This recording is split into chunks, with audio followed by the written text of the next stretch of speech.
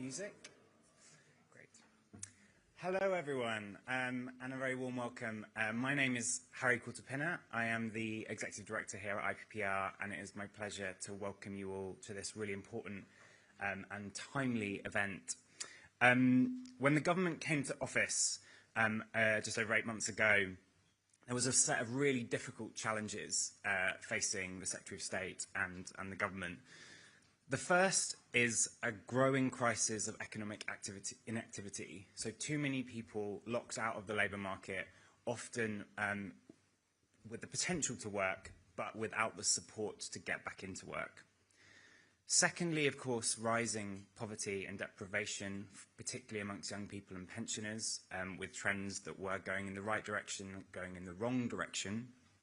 And the third is higher levels of economic insecurity. So even with people in work, we've got too many in low pay, low productivity jobs. So a really difficult set of challenges.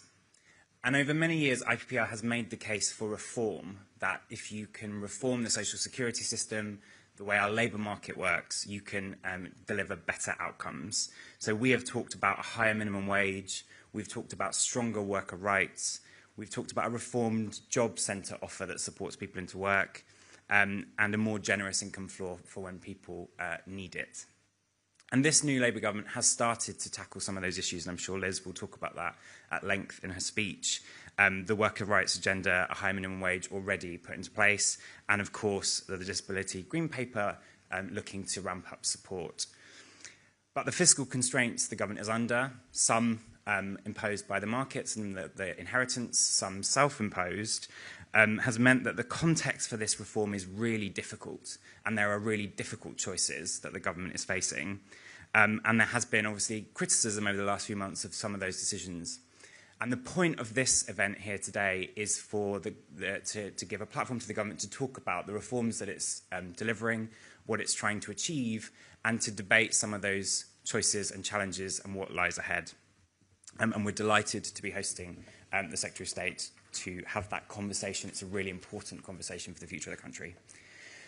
Before I hand over to the Secretary of State, I would like to introduce Dominic Jones. At IPPR, we take designing policy with those people who are using the services and that benefit from the services really seriously. It's really important. And Dominic is someone who has experienced the job centre and the social security system recently, and he's going to say a few words about his experience. I'm going to hand over to you first, Dominic.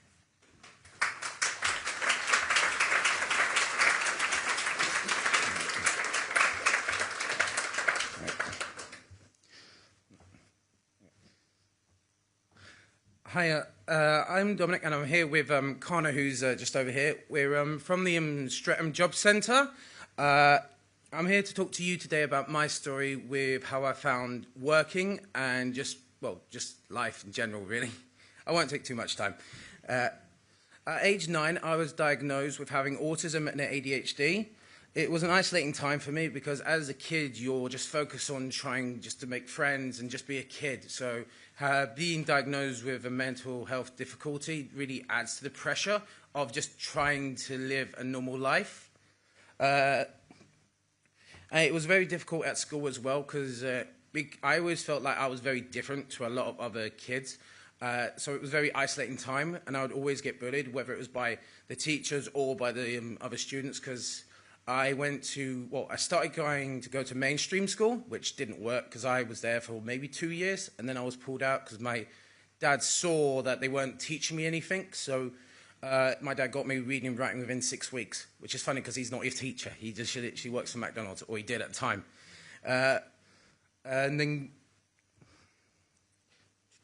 And then at 16 or 17, I don't remember specifically what age, but around about that, I was then taken into the care system due to difficulties at home because I'm not able to live with my family through many sorts of different reasons. And whenever the topic came up at school about where I live, because kids, they are so curious, as we all know, kids are cruel, whether they mean to or not. And they always ask me about my home situation. I'd always say that I live with myself or live by myself because it was easier and it felt less embarrassing to say that I was a care kid. And then also because of the family struggles as well, it's become a huge barrier for me to finding work, again, because of the family difficulties and the fact that I'm the only one in my family that struggles with mental disabilities, not mental health, because we all struggle with that, and it's all important that we do take time to literally help ourselves with all sorts of issues that are going on in the world. It just adds to it with the pressures of finances on top of, trying to run a family. My first job was actually during the pandemic, so for a lot of people, the pandemic was a horrible time, but I guess you could say it was okay for me, which is, I'm sure I'm the only person you're ever going to hear that from. I was actually working for a large supermarket in the warehouse, which I really love that job. It didn't last too long, unfortunately, because it was only like a temporary contract. Back then, it was horrible, like nobody knew what was going on, especially during lockdown. Then in the year after, I worked for a bar in Victoria, which doesn't exist anymore. It's their fault for firing me. Because I was actually in charge of making sure the bar was stocked, serving customers like soft drinks, some alcohol, but not cocktails. And the customers actually kept coming back when I was on shift, which, shows that shows that they liked me. Probably why they don't exist anymore, because the customers didn't come back. But for many reasons, I have struggled to stay in employment, where it's the lack of connect, where, again, with my needs, I find it difficult to tell employers, because although we've got the disability confident, where, they're guaranteed to give you an interview if you meet the criteria, if you got it, there's legal loopholes that, I can't remember what they are at the top of my head, but there's legal loopholes that literally says, if you tick a box and says you've got disabilities, they don't have to hire you. Which is why I always, when the menu comes down, I always say I haven't, just because it puts you on the same level. Because they say they will hire you or will consider you, they won't discriminate against your disability, but they literally do. It's literally written into like a loophole that they literally do it all the time. It's like subconscious. And unfortunately, until employers actually are forced to make an actual proper law, it's going to keep happening, which is why that needs to be changed. But at the moment, I have actually got a job now, a new job which I'm starting later today, actually.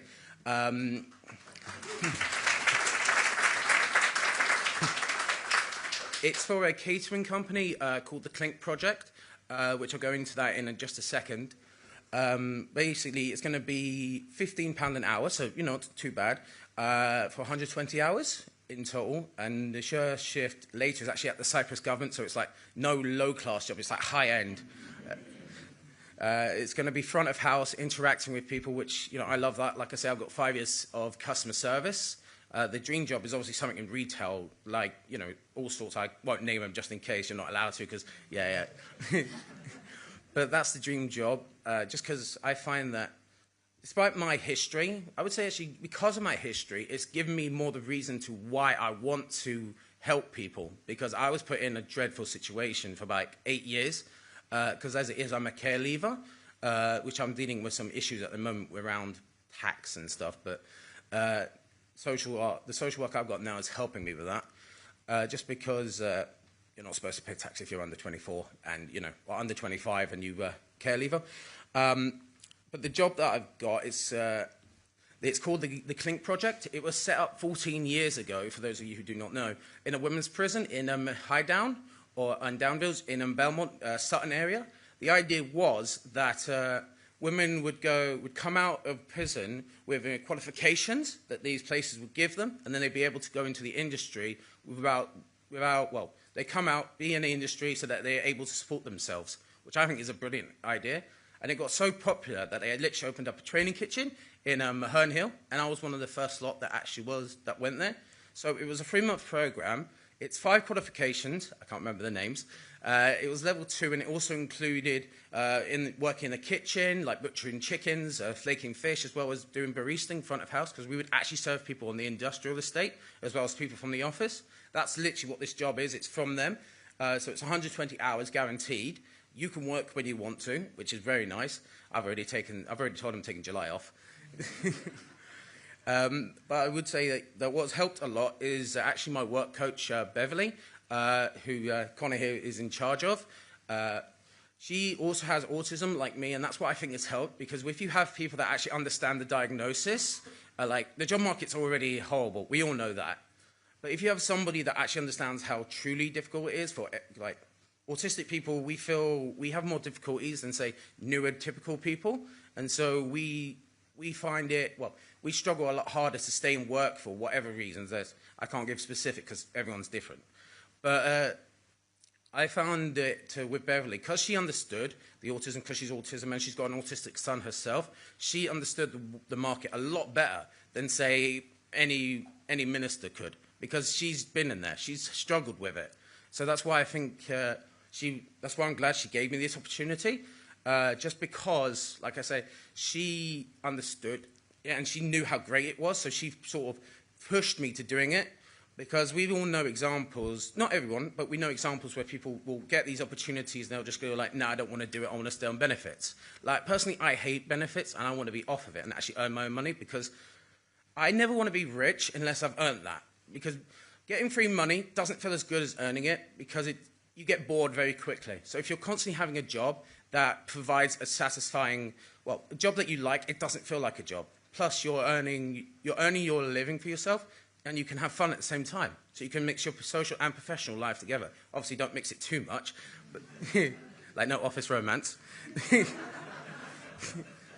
But that's why, but I would like to take this opportunity to thank the Job Centre, specifically the Streatham one, because I have had different ones. I used to live in Croydon and Thornton Heath, which, although there were some good ones there, they're not as good as the Streatham Job Centre.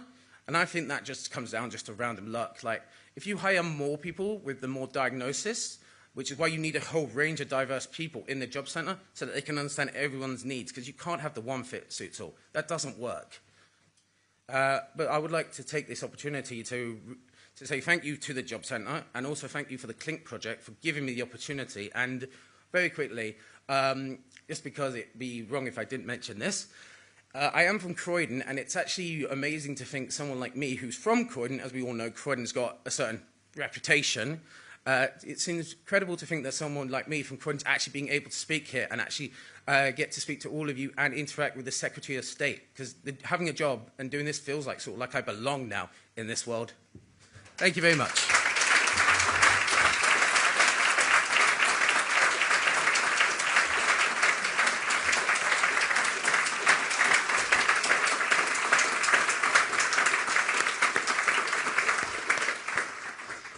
Congratulations, Dominic. You absolutely do belong, and thank you so much for coming and speaking to us today. It's a really great way to kick off today's event, so congratulations and good luck in the new job. I'm now going to welcome Liz Kendall, Secretary of State at the DWP, one of IPPR's most esteemed alumni, to come and talk to us about the government's reform agenda. So welcome, Liz. We're delighted to have you.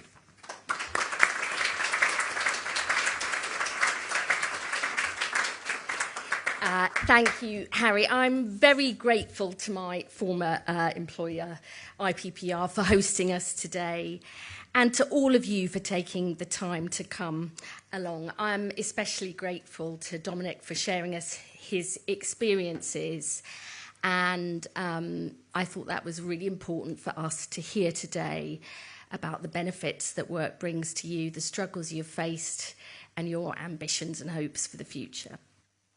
I want to talk about the government's welfare reforms, how they will help transform people's lives as part of our plan for change, how they follow in the footsteps of the great reforming Labour governments of the past, rooted in our enduring values of fairness, equality and opportunity, how these reforms will help ensure our welfare state is sustainable for the future, and how I believe they're crucial to fighting the rise in populist politics, which offers easy but empty solutions to the people we came into politics to serve. Now, getting Britain working is central to the government's plan for change. It's vital to delivering higher living standards in every part of Britain. And it's vital to achieving the #1 mission of this government, which is growing the economy. But getting Britain working is about so much more than this. It's about giving people the dignity and self-respect that we know good work brings. The purpose and belonging that Dominic spoke about so powerfully. It's about improving the health of the nation, because we know good work is good for people's mental and physical health and can help reduce pressure on the NHS. And getting Britain working is critical to driving down child poverty and ensuring every child starts school ready to learn, perhaps the single most important step to transforming equality and opportunity in this country. And the scale and urgency of our task is there for all to see. Nearly 1 in 10 people of working age are now on at least one sickness or disability benefit. A near record 2.8 million people are out of work due to long-term sickness. 1 million young people are not in education, employment or training. That's more than 1 in 8 of our young people, with all the long-term consequences this brings for their future health, job prospects and earnings potential. And 300,000 people with health conditions are falling out of work every single year, piling up even greater problems for the future. And the result is millions of people who could work written off and denied the chance to build a better life, with all these challenges far worse in parts of the Midlands and the North, whose economies were decimated in the 80s and 90s when whole industries closed, and who have never been given the investment support and opportunity they need to recover. And taxpayers have been left paying billions more on the cost of Conservative failure, with the benefits bill for sickness and disability up 20 billion since the pandemic and set to rise by a further 18 billion by the end of this Parliament unless we change course. And the truth is, it doesn't have to be this way. We are the only economy in the G7 whose employment rate still hasn't returned to pre-pandemic levels. And spending on sickness and disability benefits in most other comparable countries is either stable or falling since the pandemic, yet ours continues to inexorably rise. There is nothing Labour about accepting the cost of this economic, but above all social crisis, paid for in people's life chances and living standards. And there is nothing inevitable about Britain's future path if we have the courage and conviction to act. We must start shifting so much spending on the costs of failure to investing in the jobs, skills and public services that people need to build a better life. And this requires leadership and it requires reform. Now, the truth is, welfare reform is never easy and it is rarely popular, perhaps especially for Labour governments. But no responsible Labour government can resile from taking decisions because they are too difficult, because this is not good enough for the people we came into politics to serve. So we will reform the welfare state, just as great reforming Labour governments have done in the past, changing it to meet the social and demographic challenges of today and tomorrow, and delivering the fairness, equality and opportunity people need and deserve. Now, we know change is possible because we've done it before. Take the fight for women's equality in the 80s, 90s and noughties. It was Labour women MPs and trade unionists who campaigned for and then legislated to transform opportunities for women. We changed the world of work with rights to maternity pay. We invested in childcare with the first ever national childcare strategy and thousands of Sure Start children's centres. We delivered active employment support with the groundbreaking New Deal for lone parents, transforming women's participation in the workplace and their equality, independence and freedom through work. We must now bring the same focus, energy and commitment to doing the same for sick and disabled people, reforming the welfare state to offer them the same rights and chances to work as anybody else. When the welfare state was created, average life expectancy was 65, and the most common cause of illness and death was infectious diseases and accidents. Now, average life expectancy is around 80, and 1 in 7 babies born today is likely to live to 100. Back then, disability was the exception. Now 1 in 4 of us self-reports as disabled, and 1 in 3 of us will have a long-term health condition. But the welfare state has simply not kept pace with these changes. Our benefit system in particular forces too many sick and disabled people into a binary choice of can or can't work, when we know many people's physical and mental health conditions fluctuate, and many sick and disabled people want to and need to work. The system then writes people off and traps them without offering any help or support. The number of people on the health top-up of universal credit is set to rise by 50% to 3 million by the end of the decade, and the number of people on personal independence payments is set to more than double to 4.3 million. There are now 1,000 new PIP awards every single day. That's the equivalent of adding a city the size of Leicester every single year. This is not sustainable or fair for the people who need support and for taxpayers. So unless we reform the system to help those who can work to do so, unless we get social security spending on a more sustainable footing, and unless we ensure public money is focused on those with the greatest need and is spent in ways that have the best chance of improving people's lives, the risk is the welfare state won't be there for people who really need it in future.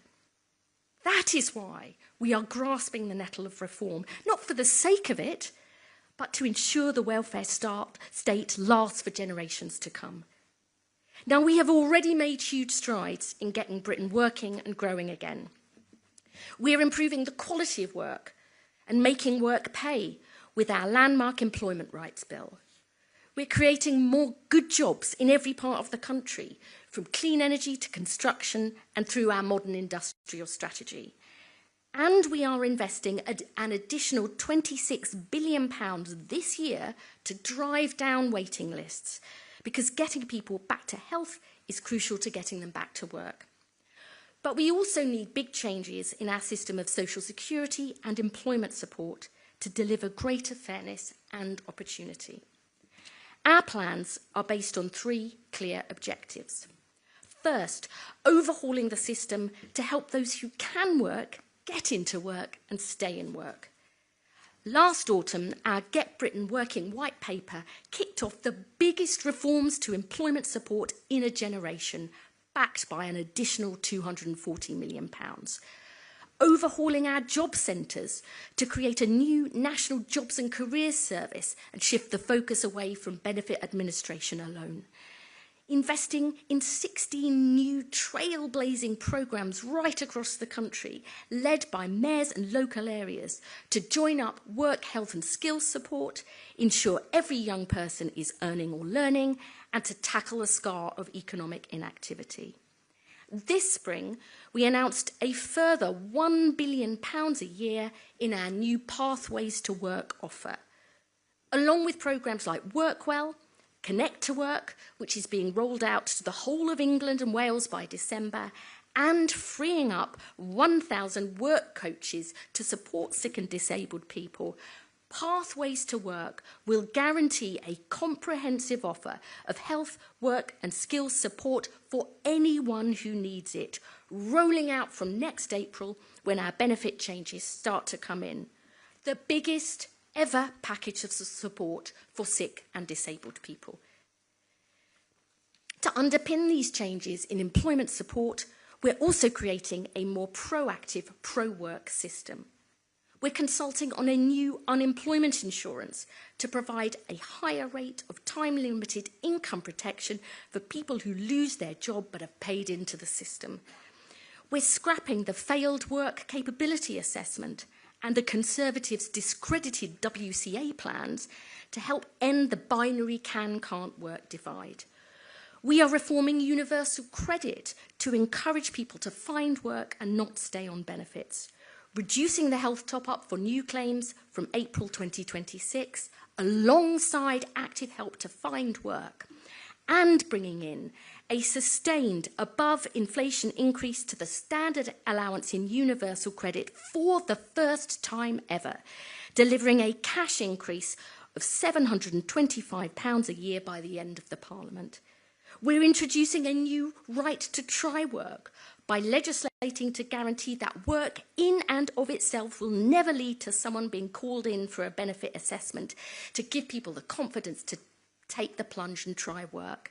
To underpin our youth guarantee, we're consulting on delaying access to the health top-up in universal credit until someone is aged 22, with the savings reinvested into work support and training opportunities.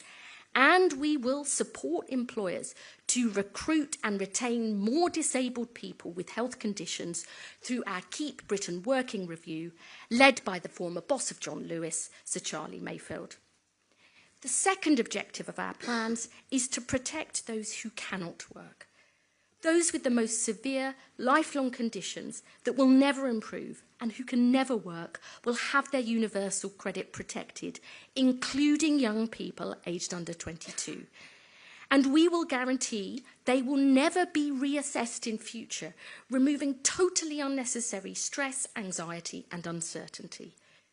To improve trust, we will also fundamentally overhaul our safeguarding approach to ensure all our processes and training are of the highest possible quality and to protect and support vulnerable people. Our third objective is to focus personal independent payments on those with higher needs and to review the PIP assessment to ensure it is fair and fit for purpose. I know the concerns that have been raised about our proposals. I am listening carefully to all the points people raise. But 9 out of 10 people claiming PIP at the point when the changes come into force in November 2026, will not be affected by the end of the Parliament. And even with the changes we are making, there will still be 750,000 more people receiving PIP by the end of this Parliament than there were at the start. And spending will be £8 billion higher than it is now, rising faster than GDP and faster than spending on public services. In making our changes, we are preserving PIP as a vital cash benefit that makes a contribution towards the extra cost of living with a disability, not means testing it and not replacing it with vouchers as the Tories proposed. We are consulting on how best to support those who will no longer be eligible, including so their health and care needs are met. We will improve the experience of those going through the PIP assessment, switching back to more face-to-face assessments and recording them as standard. And we have begun the first review of the PIP assessment in more than a decade, including the descriptors, and in consultation with disabled people and the organisations that represent them to ensure it is fair and fit for purpose. Taken together, our measures will reform the system to support those who can work to do so, to protect those who cannot, and to help ensure our welfare state lasts for generations to come. I want to finish by saying this. When I travel around the country, I know the places with the highest levels of economic inactivity and the largest number of people on sickness and disability benefits are the same places with the worst health, lowest life expectancy and fewest opportunities. The villages, towns and cities, especially in parts of the Midlands and the North, whose economies have still not recovered from the 80s and 90s, where economic demand remains weakest. Places that are full of talent and ambition, but which need the investment in jobs, infrastructure, skills and public services to build a better life for themselves and their communities. People in this country rightly demand change. But populist politics, the politics of division and easy but empty solutions, won't deliver the change people are crying out for. They need real hope, built on real solutions. And that is what this Labour government is doing, tackling problems that have been ducked or ignored for too long, because the failure to do so is precisely why people think politics doesn't matter and that politicians are all the same. Change of this scale isn't easy, but it is possible, and we know this because we have done it before. Labour's mission is to give people hope tomorrow will be better than today, that we will create the jobs, opportunities and public services people want and deserve, because a future dependent on benefits alone is not good enough for people in Blackpool, Birkenhead or Blaenau Gwent. I am confident we will deliver, because all the evidence shows hundreds of thousands of sick and disabled people want to work, that when they have a government that is on their side and provides the right support, they can get work, and that this can transform their lives. Our task is urgent, not just because we only have 4 more years of this Parliament, which is no time at all, although this is true. Not just because we must deliver real change to fight the rise in support for populists, although we must, but because the people who we came into politics to serve cannot and should not wait any longer for a chance to build a decent life, because they have waited far too long already. This is why we fought for 14 long, hard years in opposition, for the chance to change our country. So now, let's get on with the job. Thank you.